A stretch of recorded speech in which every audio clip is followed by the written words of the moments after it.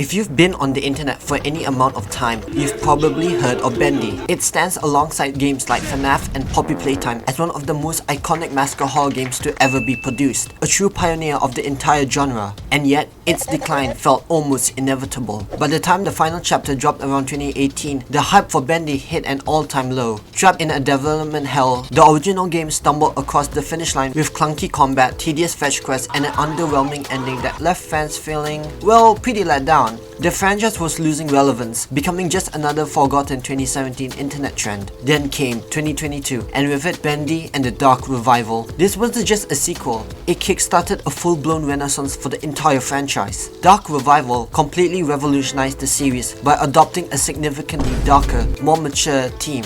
A bold move that was widely praised by fans and critics alike. It did this by taking heavy inspiration from the game BioShock.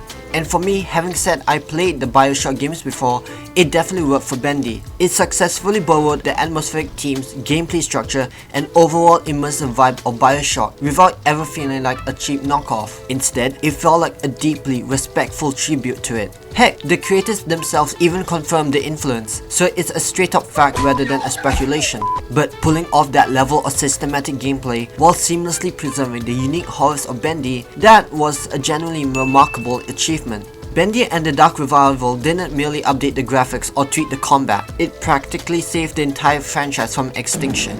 Or did it?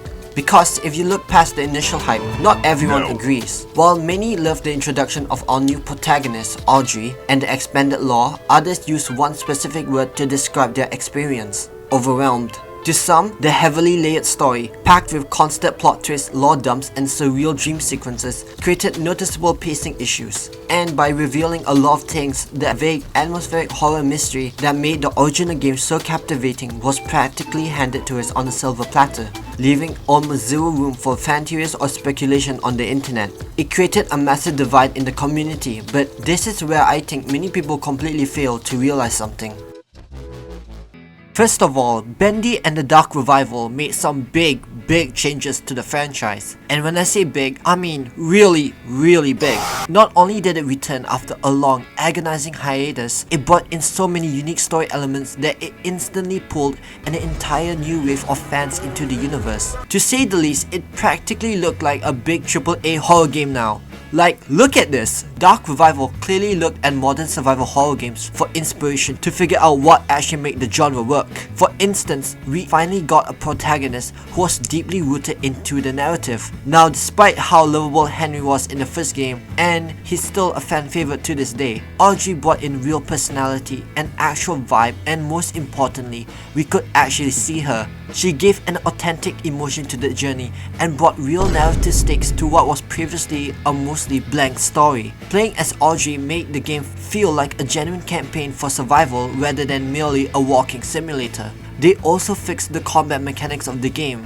Well, sorta. On one hand, it brought in amazing ideas like upgrading the gen pipe and charging it up with electricity. But on the other hand, the problem was the gen pipe itself. While the original game offered a whole assortment of different weapons to swing around, Dark Revival feels a bit lackluster because, well, we are stuck with the exact same weapon for the entire game. And no, I do not consider Banishment a real weapon. That's more of a KO finisher more than anything else. But what I do find super interesting though is how much people seem to underutilize the teleportation mechanic. Because personally, I love teleportation. It's such a unique way to get around that I kinda almost use it constantly. My only real disappointment here is that there aren't many unique puzzle designs that actually require to use the ability. Sure, it helps you skip tedious ladders or move around the map faster, but beyond basic traveling, I genuinely didn't feel its true potential being used in the story or the puzzle mechanics. Aside from all of that, we have to talk about the big man himself, Bendy, the face of the franchise. This is where the game fixed a major problem from the original game, because despite the series literally being named after him, the first game heavily revolved around Alice Angel. Chapter 3 and 4 were the longest chapters in the entire game, and they were almost entirely centered on her. Now, don't get me wrong, I love Alice Angel. She's an excellent antagonist for sure, but it left the first game feeling severely lacking in Bendy's actual presence. Dark Revival completely fixed this. You are constantly reminded that you are walking through the Ink Demon's territory.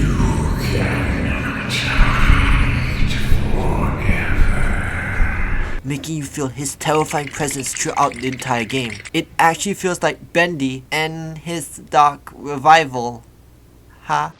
Anyways, his omnipresent, terrifying nature keeps players constantly on the lookout for hiding spots, and I love how they turn him into a pure, evil force that he was always meant to be. Even in moments where he isn't the direct center of the current plot, he still manages to completely steal the spotlight every single time he's on screen.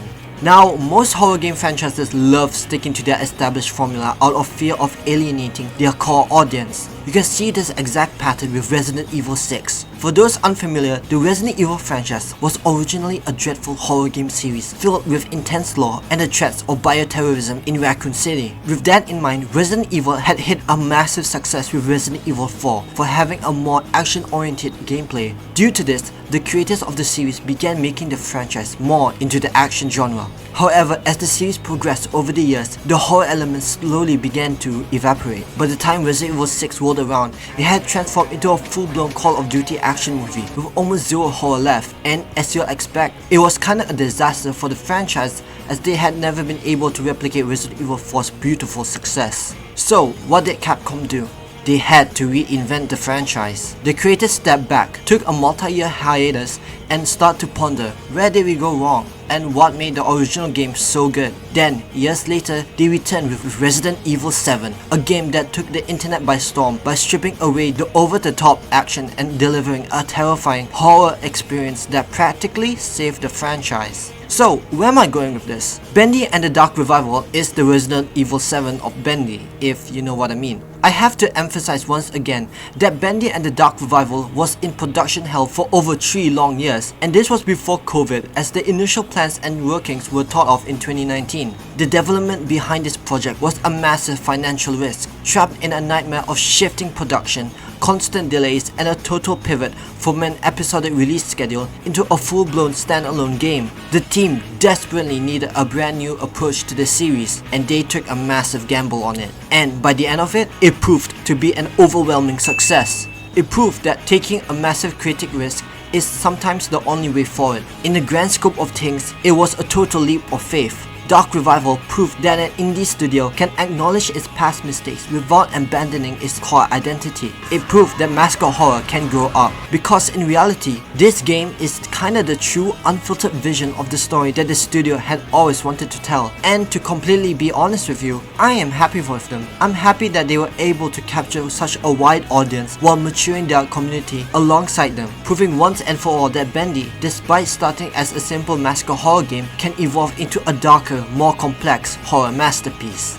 And in return, the fan base grew enormously, and if you think about it, likely brought in a brand new audience too. Dark Revival forced out those cheesy, low-effort content creators who were just, well, looking for a quick way to market off Bendy. Now, while I do understand that those viral videos provided a lot toward the initial popularity of the original Bendy and the Ink Machine, it made one thing crystal clear: relying too much on the fan service, like giving way too much spotlight to Alice Angel just because she was trending, can severely hinder the broader story that the creators originally planned. Trust me, I know that viral popularity is key for short-term financial success, but if it isn't handled properly, it becomes, well, a real pain to the ass for the developers and a massive burden on the long-term sustainability of the franchise. When a game relies solely on clickbaiting thumbnails, brain-rot-theory videos, and instant shock value, it builds its foundation on a trend that could inevitably die. Dark Revival refused to fall into that trap. It chose long-term respect over a short-term clout by shifting towards a dark, intricate lore, actual survival mechanics,